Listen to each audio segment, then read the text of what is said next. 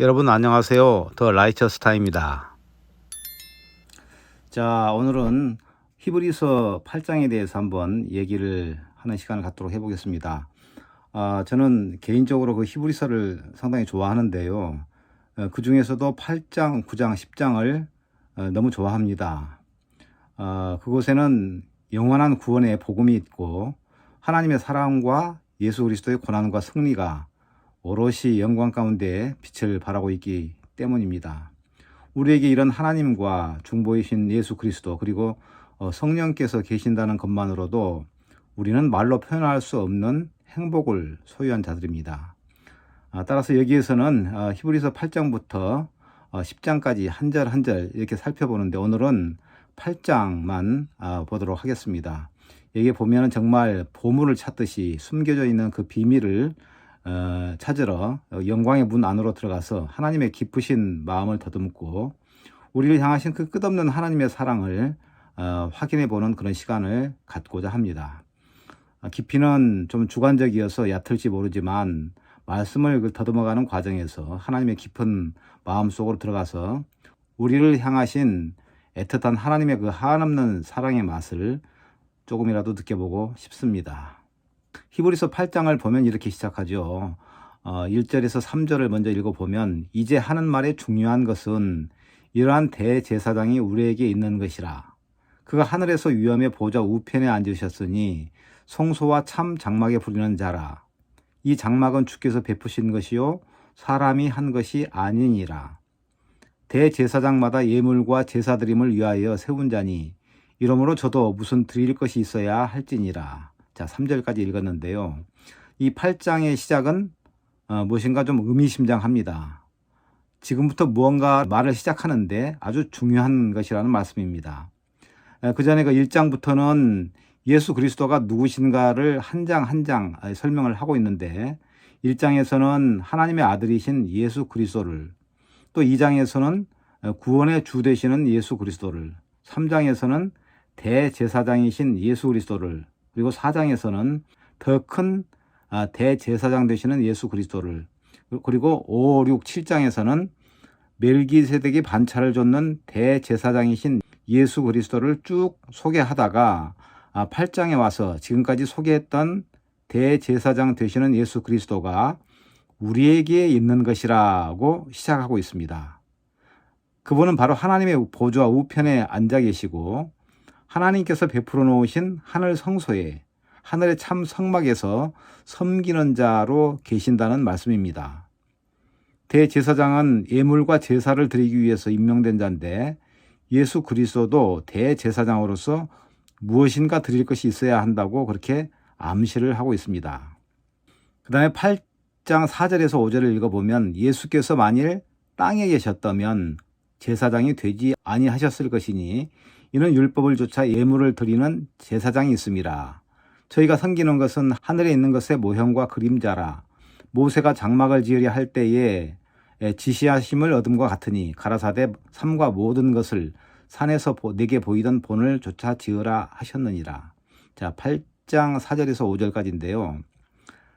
근데 지금 예수 그리스도는 땅에 계시는 분이 아니라 하나님 우편에 앉아 계시고 하늘 성소에서 섬기는 자로 계시기 때문에 만일 예수 그리스도께서 땅에 계셨다면 제사장이 되지 않았을 것이라고 이렇게 말씀하고 있습니다. 왜냐하면 땅에는 모세가 시내산에서 40주야를 있으면서 하늘 성소를 보고 땅에 그대로 성소와 성막의 모형을 만들었는데 그곳에서는 율법을 조차 제물을 드리는 제사장이 따로 있고 그들이 드리는 제사는 참 하늘에 있는 성소와 성막의 모형으로 그림자와 같다는 그런 말씀입니다. 모형과 그림자는 실제가 따로 있기 때문에 모형보다 더 중요한 하늘의 성소, 성막을 말씀하기 위해서 이렇게 기록하고 있습니다. 자, 아파트 모델하우스는 실제 아파트가 지어지면 아무 용도가 없어서 그냥 없어져야 할 그런 건물입니다. 그것의 그 소용은 실제 아파트가 지어지기 전까지라고 할 수가 있죠. 땅의 성소와 성막도 참 하늘의 성소와 성막이 있기 때문에 그러하다는 것입니다.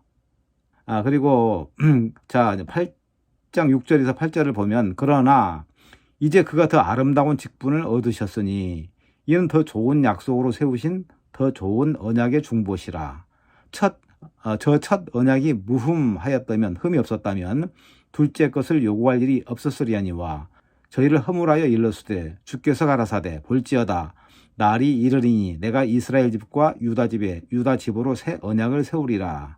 이렇게 기록하고 있습니다. 자, 땅에서도 대제사장의 직분이 중요한데 히브리서 1장에서 7장에 소개한 대제사장으로서 예수 그리스도는 이제 하늘 성소를 섬기는 대제사장으로서 더 아름다운 직분을 얻으셨고, 무엇인가 땅에서 이루어지는 약속보다도 더 중요한 약속을 위해서 준비되신 분이시라는 것입니다. 바로 첫 언약, 즉 율법에는 흠이 있기 때문에 율법으로는 도저히 인간이 의롭게 될 수가 없는 그 사실 때문에 둘째 것, 즉 새로운 약속이 필요했는데 이제 그 새로운 언약을 세우시겠다는 말씀이며, 그것은 바로 에레미야 선지자를 통해서 예언된 말씀이라 할 수가 있습니다. 히브리서 8장 그 다음에 7절에서 10절까지를 보면 또 주께서 가라사대 내가 저희 열조들의 손을 잡고 애굽 땅에서 인도하여 내던 날에 저희와 세운 언약과 같지 아니하도다. 저희는 내 언약 안에 머물러 있지 아니하므로 내가 저희를 돌아보지 아니하였노라. 또 주께서 가라사대 그날 후에는 내가 이스라엘 집으로 세울 언약이 이것이니 내 법을 저희 생각에 두고 저희 마음에 이것을 기록하리라. 나는 저희 하나님이 되고 저희는 내 백성이 되리라. 자, 이 말씀 어디서 많이 본 듯한 말씀 아닌가요? 네, 그렇습니다. 그 에레미야 31장을 보면 비슷한 말씀이 있죠. 바로 이 새 언약은 과거 이스라엘 민족을 애굽에서 이끌어내서 광야에서 세운 율법과 같지 않는 새 법이라는 것입니다. 왜냐하면 율법이 주어졌을 때 모든 이스라엘 민족은 그 율법을 지키지 못해서 그것을 파했고, 또 여호와 하나님은 이스라엘 백성이 죄를 지을 때 율법대로 처벌할 수밖에 없었기 때문에 그것은 바로 연약해서 흠이 많은 법이었다는 말씀입니다. 자, 율법이 연약하다. 이 말이 좀 이상하죠? 왜 율법이 연약합니까? 강하지? 이렇게 생각할 수도 있지 않습니까? 근데 율법이 연약하다는 것은 그것을 지키지 않아서 쉽게 깨져버리는 법이라는 것이죠. 사람들은 율법이 있어도 안 지키지 않습니까? 그러니까 그 율법이 별로 의미가 없다는 얘기가 됩니다. 연약하다는 뜻이죠. 바로 새 언약은 에레미야 선지자를 통해서 예언된 말씀으로 앞에서 말씀드린 것 같이 이제 새로운 약속이 무엇인가를 말씀해 주고 있죠. 자, 에레미야 31장 31절부터 보면 나 여호와가 말하노라. 보라, 날이 이르리니 내가 이스라엘 집과 유다 집에 새 언약을 세우리라. 나 여호와가 말하노라. 이 언약은 애굽 땅에서 인도하여 내던 날에 세운 것과 같지 아니할 것은 내가 그들의 남편이 되었어도 그들이 내 언약을 파하였음이니라. 나 여호와가 말하노라. 그러나 그날 후에 내가 이스라엘 집에 세울 언약은 이러하니 곧 내가 나의 법을 그들 속에 두며 그 마음에 기록하여 나는 그들의 하나님이 되고 그들은 내 백성이 될 것이라. 33절까지 에레미야 31장 31절에서 33절까지 이렇게 기록하고 있습니다. 자, 이거 보면 앞서서 히브리서 8장 7절에서 10절까지 내용하고 똑같은 거 아니겠습니까? 그죠? 자, 바로 새 언약의 핵심은 과거 첫 언약인 율법과 다른 새로운 법으로 우리 모든 죄를 사하시고 다시는 우리 죄를 기억지도 않으시겠다는 약속을 주신 것입니다. 바로 새 법이 왔다는 것은 옛 율법은 이제 소용이 없다는 그런 말씀이죠. 그들이 다시는 각기 이웃과 형제를 가리켜 이르기를 너는 여호와를 알라 하지 아니하리니 이는 작은 자로부터 큰 자까지 다 나를 알미니라. 내가 그들의 죄악을 사하고 다시는 그 죄를 기억지 아니하리라. 여호와의 말이니라. 자, 예레미야 31장 34절에 그렇게 기록되어 있습니다. 예수님은 요한복음 8장의 그 가늠한 여자 앞에서 땅에 글을 2번 쓰셨죠. 율법으로는 돌로 쳐 죽임을 당해야 하는 그 옛 언약의 심판 앞에서, 자, 가늠하지 말라라는 그 법 앞에서 새 법을 적용했기 때문에 그 간암 중에 잡힌 여자는 살게 되었던 것입니다. 나도 너를 정죄하지 아니하노니 라고 말씀하셨죠. 바로 이 법이 새 언약의 법인 것입니다. 첫 언약도 하나님이 십계명 돌판에 친히 손가락으로 2번 글을 쓰셨습니다. 출애굽기 31장 또 34장 신명기 9장에 보면 여호와 하나님이 십계명 돌판에 친히 손가락으로 2번 글을 쓰셨습니다. 예수님도 그 법을 바꾸시기 위해서 땅에 2번 글을 쓰신 것입니다. 이 놀라운 치밀함과 이 대비, 짝, 우리를 살리시기 위해서 하나님이 하신 일을 한번 곰곰이 생각해 보면 얼마나 섬세하고 깊이 있게 준비하셨는지를 알 수가 있습니다. 여기 히브리서 8장의 핵심은 땅, 즉 시간계가 아닌 하늘, 영원계에서 예수님이 하나님 우편에 대제사장으로 앉아 계셔서 새 언약의 중보가 되시고 옛 언약, 즉 죄와 사망의 법인 율법으로가 아닌 새 언약의 법, 즉 생명의 성령의 법을 적용해서 우리 모든 죄를 사하시고 다시는 우리 죄를 기억지도 않으시겠다는 놀라운 말씀입니다. 그런데 하나님은 이유 없이 무조건 이런 약속을 하지 않으셨습니다. 이런 약속을 한 것이 아닙니다. 우리가 일생에 걸쳐서 죄를 짓는데도 그냥 모든 죄를 사하신다는 말씀은 법을 내리시고 준수하시는 하나님으로서 어떤 분명한 근거가 없이는 불가능한 일입니다.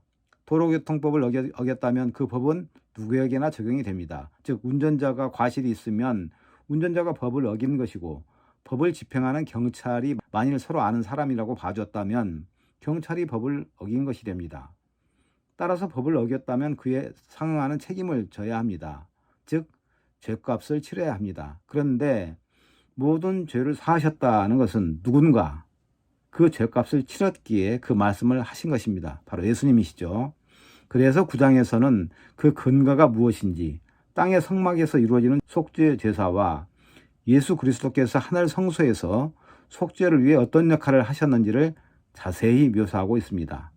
정말 이것은 놀라운 복음이고 정말 중요한 내용이기 때문에 8장 첫 말씀부터 이제 하는 말의 중요한 것은 이라고 시작했던 것입니다.